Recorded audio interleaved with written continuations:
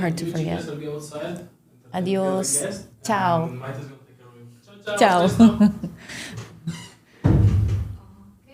Okay. Okay. So, you're ready? Mm-hmm. And welcome back to the Divine Sofia podcast, in Casa podcast in Tulum. I'm so happy I'm in Tulum. And why am I happy I'm in Tulum? Because on my right-hand side is sat Jelena. Hey. No, I met you. When did I meet you? Was it when I first? It was when I first came to Tulum. Mm-hmm. In 2021. You're my oldest friend in Tulum. Yay! Yay!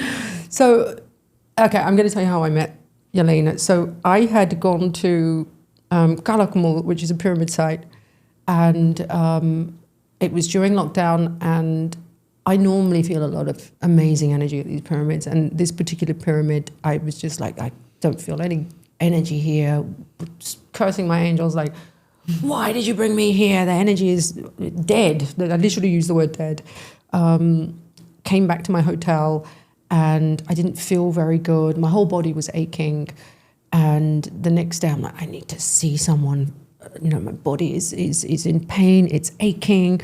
So I thought I needed a chiropractor. Couldn't find a chiropractor. Somebody referred me to you.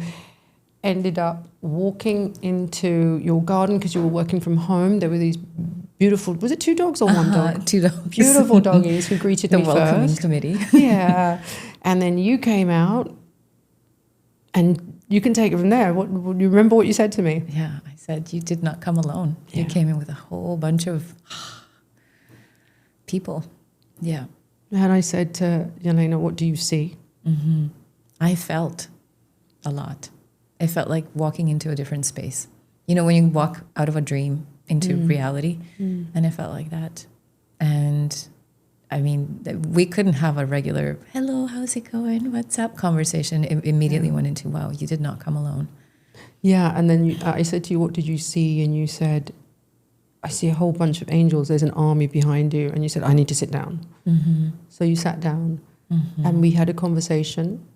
And I don't remember exactly what we said. At one point, I looked in your eyes and I recognized you. Mm-hmm. I was like, Flora, Flora.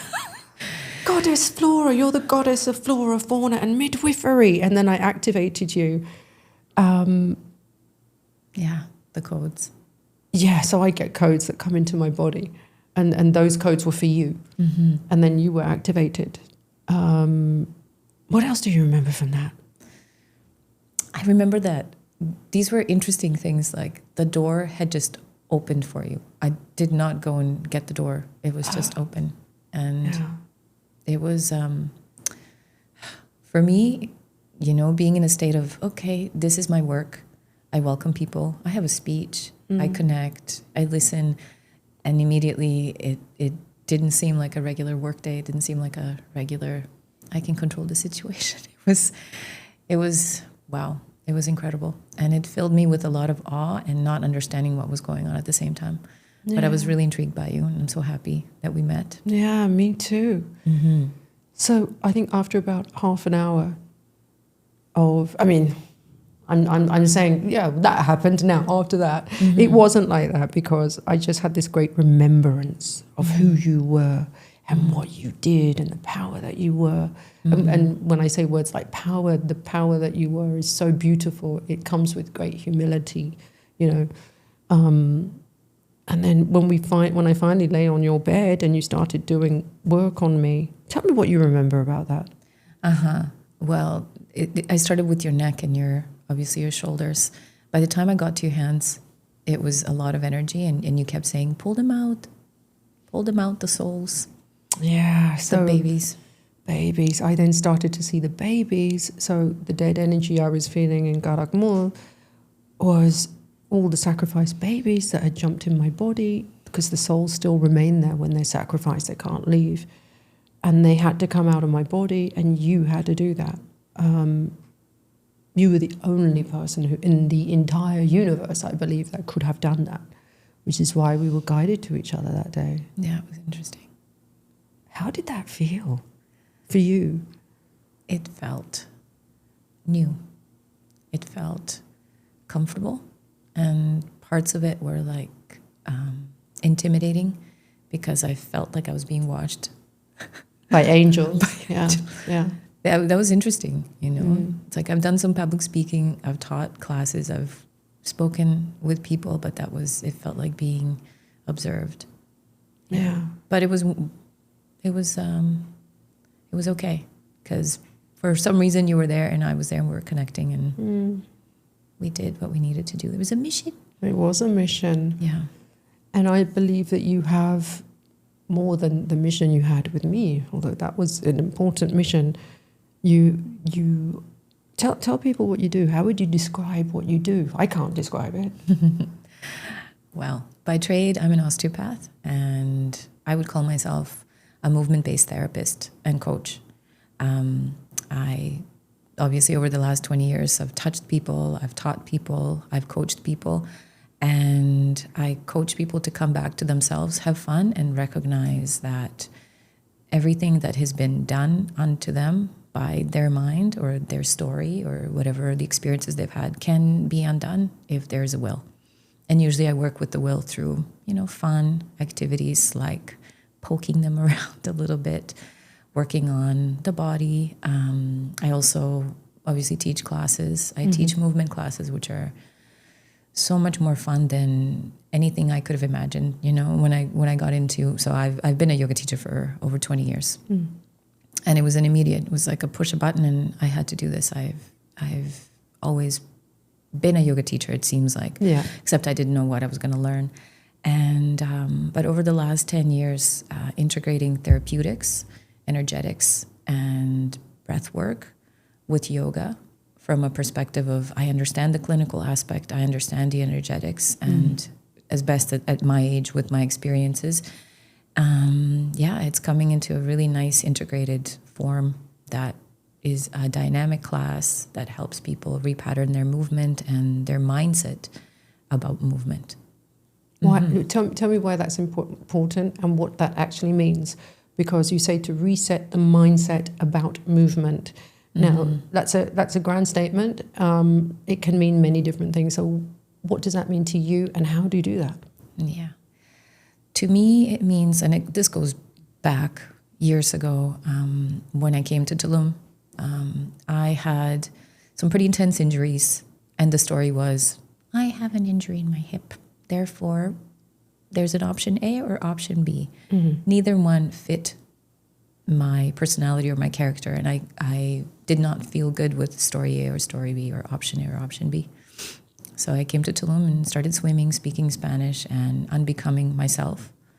This story that I was telling myself of who I was, and slowly unbecoming. So that's important. She was unbecoming herself, and when some of you know that I was a spiritual nun, and that was my unbecoming. Like I had to give up everything I thought I was. So this is, and other people might. I believe that the unbecoming yourself is a big part of knowing your true self, and that there are different ways of going to it. So part of my process was to be a spiritual nun, and you, go on, carry on with your unbecoming. Yeah, the unbecoming. I mean, they're big words, and sometimes you get the eyebrows raised. But so for me, the unbecoming was getting out of the pain body, also stopping a particular practice that I was practicing for a long time, discovering movement in water, which was extremely healing to my nervous system, to my emotions, to my sensual body. In so many ways, it was go back to the water, like being back in the womb. So this is what I felt. I was speaking to Joey earlier, and the cenotes and the ocean here is, particularly in Mexico, is the womb energy for me. It's the nurturing energy. It holds you and it gives you everything that you need.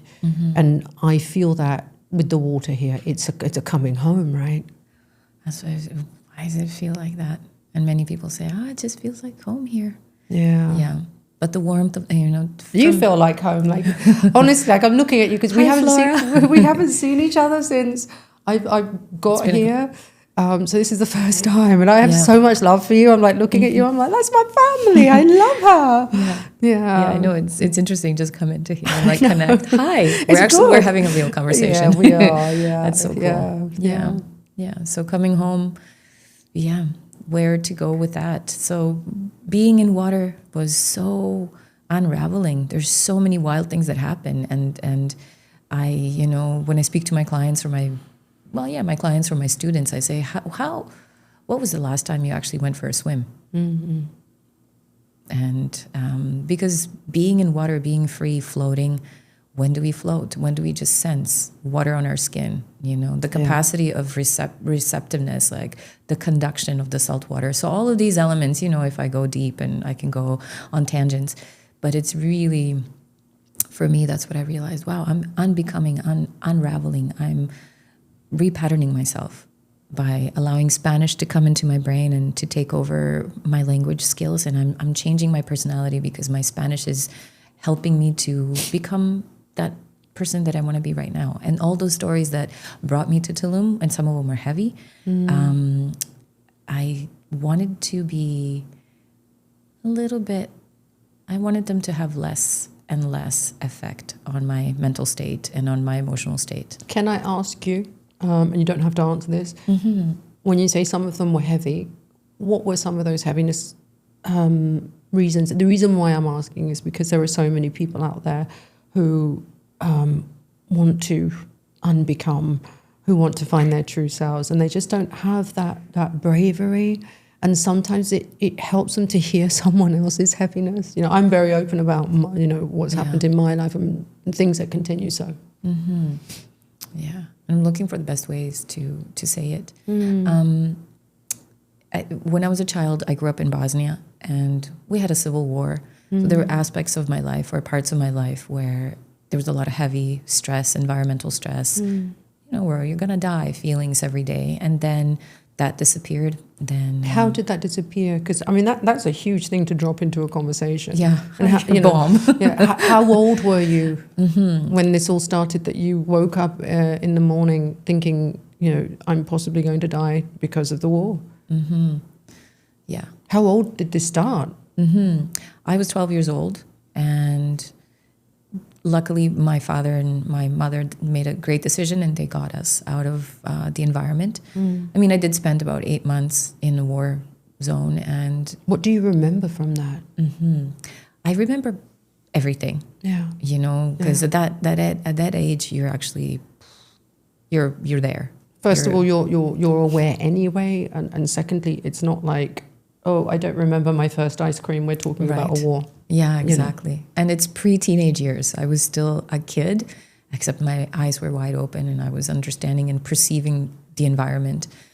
But yeah, there was about I remember the shock. I remember the fear in my parents' eyes, the inability to help us. The conclusion within me was, ooh, they can't fix it. Mom and dad can't fix it. And there's this immediate fear. And then a part of me also felt like, I can really turn something on, which I didn't understand how to call, but I just felt like I could really, really focus on something as much as I can and get that what I want. And for me, it was to get out of that fear. And yeah, I think within 3 to 5 days, I got used to feeling, well, it's possible we're going to die, or it's possible dad's going to get killed, or it's possible something weird's going to happen. They're going to come attack us. They're going to kill us. I'm going to be, So living with that, it made me want to live and understand another aspect. And as a kid, I was a little interesting. I did feel a certain type of power that I used to write about that. I was like, And you read it in books like Anne Frank, and which to us, it was part of, what is it called? Like school homework. You had to read this. What is that called? Literature. Yeah. So, that was an interesting. So you had to reach for an inner strength. It was a deep inner strength. Yeah, it's a deep inner strength that most people don't get to experience, especially at such a young age. How do you think that has helped what you're doing now? Because I think it does. I mean, I was sexually abused as a child. I was beaten up by my own family. A lot of people know my story. I was kidnapped at knife point by my own mother. So, and it's very different to your story because your parents they sound like they were very loving, but they couldn't do anything at the time because it was helpless. Whereas mine were I was in a war with my family. But, so we both had this war going on. You had this physical war that was threatening you death on a daily basis. Whereas, I had my mother threatening me death, and for me, I found that all those things that I went through really ignited the gifts that I have now and fast-tracked me to awakening, healing myself, healing others. I agree. And we all have the survival gene, and we all have the superpowers. And how does the button get pushed? And does it get pushed? And does it need to get pushed? Does it need to get pushed? And I feel that sometimes, when I go through heavy moments, I remember, if you could survive that and some other things after that, you're fine. It's easy. I don't necessarily dismiss. I do the same. I'm like, you got through that. This is a piece of cake. At times I think I'm delusional. Like, you're just denying, the stress and no, everything. You are a superwoman. You are a goddess. It's a fact. Thank you. Impact. But it is interesting. It's great. For me, I can look back at those experiences and go, okay, so this taught me how to really care about living and look for me, it's sparked the really look care for about fun. living. That is really important. Because I've been suicidal in the past. I had a terrible husband who just gave me a lot of negativity on a daily basis, and those negative words affected my physical being. That I tried to kill myself, but the angels had another plan. And what you've just said there. Say that again. You said about living. Care about living. Care about living. And some people lose that along the way, whether it's from trauma, some people lose that. I had somebody in my TikTok the other day who said, I just want to kill myself. And I was like, what's going on? My husband has been so awful to me. I just lost the will to live. And that's what listen, your work also does. It brings that back. Yeah, if there was a button that I'd want to push, and it'd be, remember how fun it is being a kid or playing, finding the playfulness in our daily lives. Because of course, the environment, the stressors, the stories we tell ourselves about the life that we have. People talk about gratefulness. Like, how do you acknowledge gratefulness when you're feeling pretty bad? How do you even acknowledge that you're thankful for something when your emotional state is at 0.5%? So, I when I see my clients and with my friends and family, I'm always like, okay, get down to the golden nuggets. Let's get to the moment of, tell me, I want to connect with you, and then look for something to be grateful about. Just change the narrative, change the story a little bit. Yeah, absolutely. I mean, when I've had bad moments, well, I've had, the last 2 years, I don't know if we spoke about this, but I nearly died twice. And it was, I've got a big scar on my stomach where, I was cut open. And that was probably one of the lowest moments I had. I was at home on my own because the dogs couldn't even be there. So I was on my own. None of my family wanted to come and look after me. So I was on my own.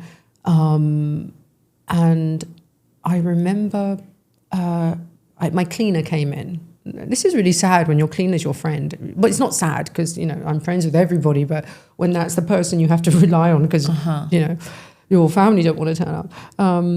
So I remember, I was in hospital 5 days, came home, and I think it was on day 8. I'm like, I need to put my feet on the grass. So I said to my cleaner, I'm going to walk to the park. It's literally, 40 meters away. So I come out of the house and I walk 10 meters and I can't stand.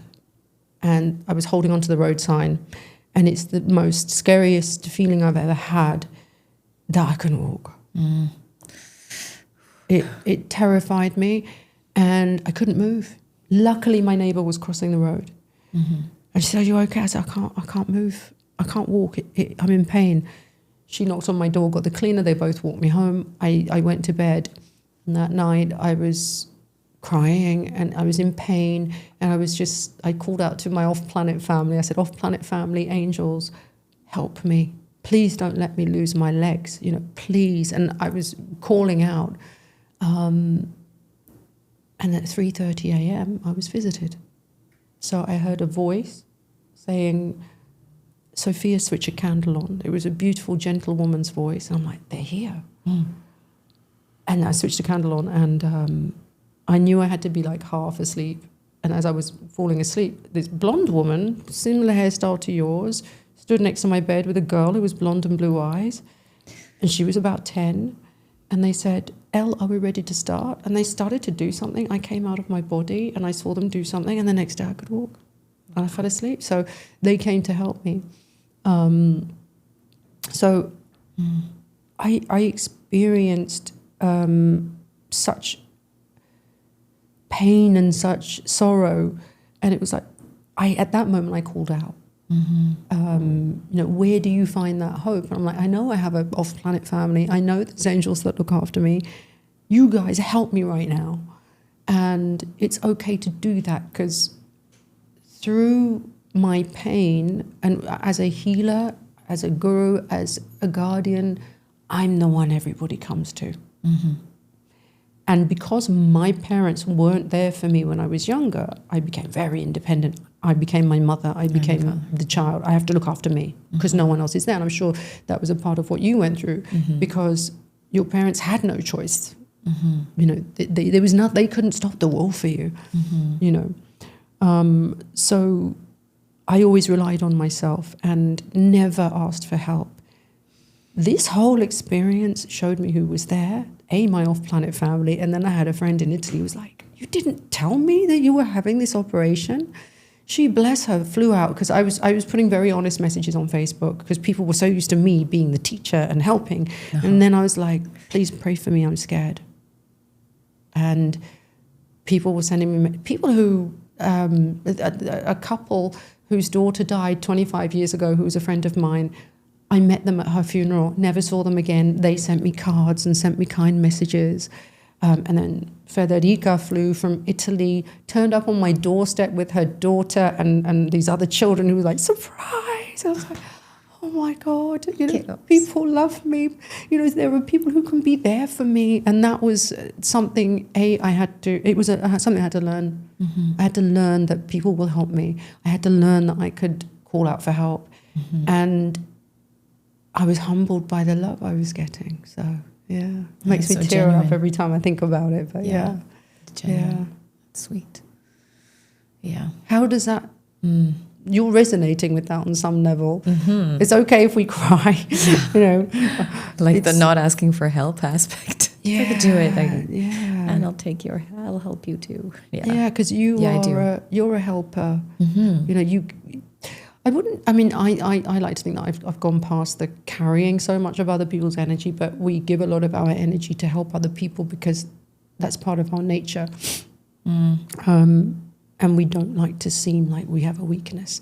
And that for you comes from the fact that you were born into this war. Yeah. Do you ask for help now? I do. I ask for help. You can come to me for help if you ever need it. I might, maybe, possibly. No, yeah. I've taken some courses. I've worked on myself. I've helped me become a better me.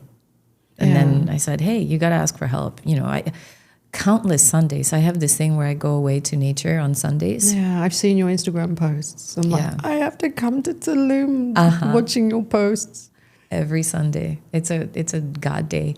And so I take my little booklet and I write, okay, what do I have a problem with today? How can I reprogram my perspective on it? And I really don't use my thinking. I just write out the sentences that are bugging me. And good. And then listening to nature, the ocean, looking at being grateful to be able to experience that. And then over the next, 20 minutes of writing or whenever it needs to happen, something will come through. And, I always say I translate myself, I retranslate myself in different ways, but this is my way of connecting and asking for help. And then when I come into, relationships with people, say on a Sunday evening or a Monday morning, I have a better way to present my whatever a potential problem. I know how to verbalize it so it's not in an old pattern that I don't know how to, that I get triggered, because we all have our little things that trigger us. So it's constant work, isn't it? It's constant work because we're constantly growing. If you allow yourself to grow. So we're constantly growing, and then anything that hits and things will come, they're helping us to grow. And we grow and we grow and get stronger and stronger, and we have more magical powers. Yeah. So you, I mean, for me, the only other person I experienced who was an osteopath was when I was in Bali. And again, I had this pain in the neck, and he worked through it. And it ended up 3 hours of me crying. And interestingly enough, I was saying, get off me. And I'd had an energy which had latched onto me.